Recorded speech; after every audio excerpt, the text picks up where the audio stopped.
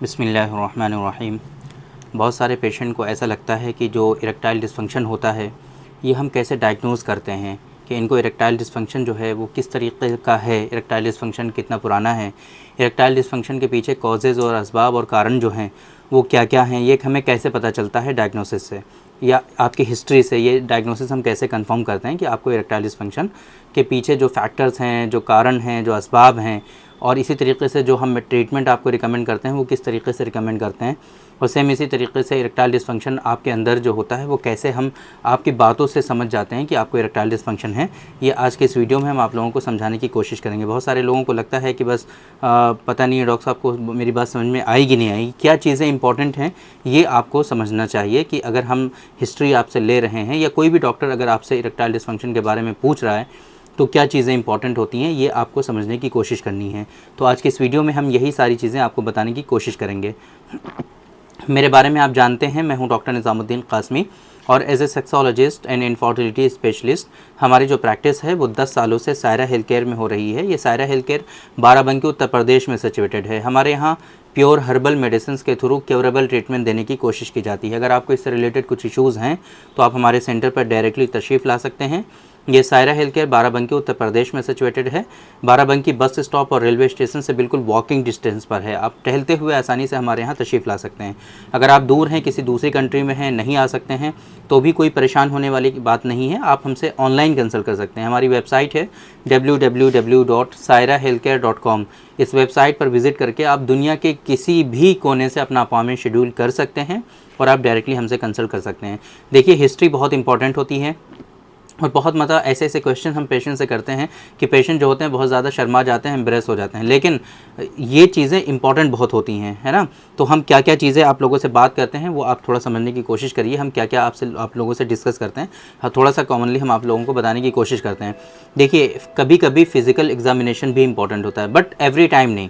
बहुत सारे पेशेंट को लगता है कि इतनी दूर से हम डॉक्टर साहब को दिखाने आए, डॉक्टर साहब ने कुछ देखा ही नहीं, कैसे पता चल गया। तो वो हर टाइम नहीं, कभी कभी फिज़िकल एग्जामिनेशन इंपॉर्टेंट होता है, एवरी टाइम नहीं। बाकी आपकी हिस्ट्री इंपॉर्टेंट होती है। वो ये कि आपको इरेक्टाइल डिस्फंक्शन जो हो रहा है तो इरेक्टाइल डिस्फंक्शन आप उसको क्यों कह रहे हैं, इरेक्शन कैसा आपको आ रहा है, इरेक्शन आप कितनी देर तक आ रहा है, इरेक्शन कैसा आ रहा है, हार्ड आ रहा है या सॉफ्ट आ रहा है, इरेक्शन आ रहा है तो कितनी देर तक रुक रहा है, इरेक्शन ऐसा तो नहीं है कि थोड़ी देर के बाद वो जो है सस्टेन नहीं रह रहा है, मेंटेन नहीं रह रहा है, थोड़ी देर के बाद वो सबसाइड हो जा रहा है ना। आप कौन सी मेडिसिन ले रहे हैं, क्या इसके लिए आपने कभी कोई मेडिसिन ली है कि नहीं ली है ना। आपके सेक्सुअल पार्टनर कितने हैं, आपने मेडिसिन ली है तो कौन सी मेडिसिन ली है इसके लिए, है ना। क्या टडालाफिल, ओवानाफिल, सिल्डेनाफिल, इस तरह की मेडिसिन जो आती हैं वो मेडिसिन आप लेकर के सेक्सुअल इंटरकोर्स कर रहे हैं। या इसी तरीके से क्या कभी आपको एंजाइटी, डिप्रेशन डायग्नोज हुआ है, क्या आप स्ट्रेस में रहते हैं। इस तरह के क्वेश्चंस बहुत इंपॉर्टेंट होते हैं जो हम अपने पेशेंट से करते हैं। इसके अलावा और भी कई सारी चीज़ें हैं जो हम आपको बताने जा रहे हैं। क्या आप जो है स्मोकिंग करते हैं, अल्कोहल कंज्यूम करते हैं, आपका लाइफस्टाइल कैसा है, सुबह कितने बजे सोकर उठते हैं, आपका बॉडी का वेट कितना है ना, आपका प्रोफेशन क्या है, आप क्या करते हैं।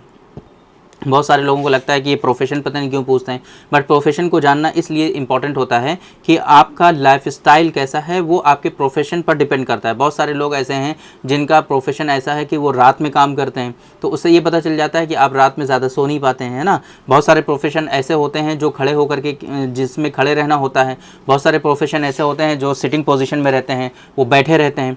तो ये आपकी हिस्ट्री से पता चल जाता है कि आप बेसिकली करते क्या हैं, आपका जो दिन गुजरता है या रात गुजरती है वो किस पोजीशन में गुजरती है, और ज़्यादातर आप क्या करते क्या हैं, किस तरीके से रहते हैं। ये चीज़ें आपके जो है प्रोफेशन से पता चलती हैं।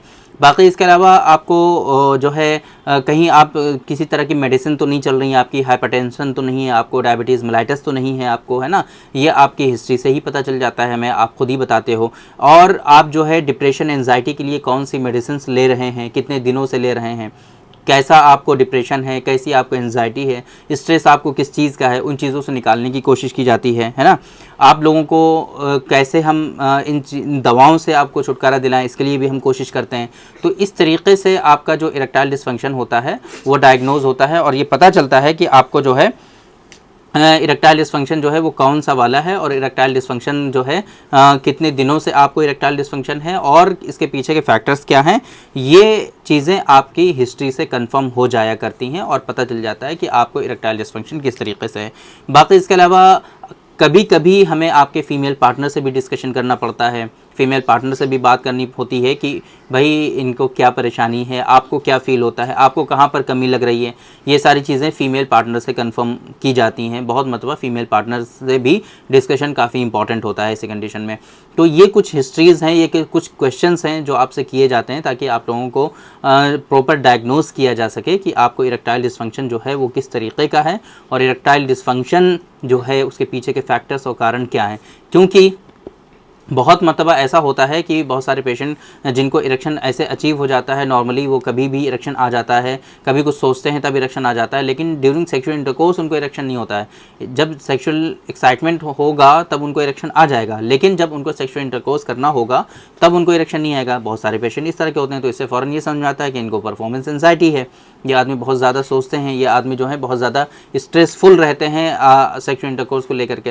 इसी तरीके से और बहुत सारी चीज़ें हो सकती हैं इसमें, जो आपकी हिस्ट्री से ही कंफर्म हो जाता है कि आपको इरेक्टाइल डिस्फंक्शन जो है वो कौन सा इरेक्टाइल डिस्फंक्शन है, इरेक्टाइल डिस्फंक्शन की नौइयत क्या है, किस तरीके का इरेक्टाइल डिस्फंक्शन है आपको, और सेम इसी तरीके से इरेक्टाइल डिस्फंक्शन जो है वो उसके पीछे के फैक्टर्स और कारण क्या हैं। ये सारी चीज़ें आपकी हिस्ट्री से ही मैक्सिमम जो है कंफर्म हो जाया करती हैं। तो ये आज के इस वीडियो में हमने आप लोगों को बताने की कोशिश की कि इरेक्टाइल डिस्फंक्शन जो है आपकी हिस्ट्री से किस तरीके से डायग्नोज हो जाता है। कल की वीडियो में हम बात करेंगे कि अगर इरेक्टाइल डिस्फंक्शन आपको है तो उसको हमें कुछ इन्वेस्टिगेशंस के थ्रू भी कंफर्म करना पड़ता है। समटाइम हमें रिक्वायर्ड होता है कुछ इन्वेस्टिगेशंस की, तो वो कौन कौन से इन्वेस्टिगेशंस, कौन कौन सी जांचें हम कराते हैं ताकि आपका इरेक्टाइल डिस्फंक्शन जो है वो प्रॉपर्ली डायग्नोज हो सके और सही से ये समझ में आ सके कि आपको इरेक्टाइल डिस्फंक्शन किस तरीके का है।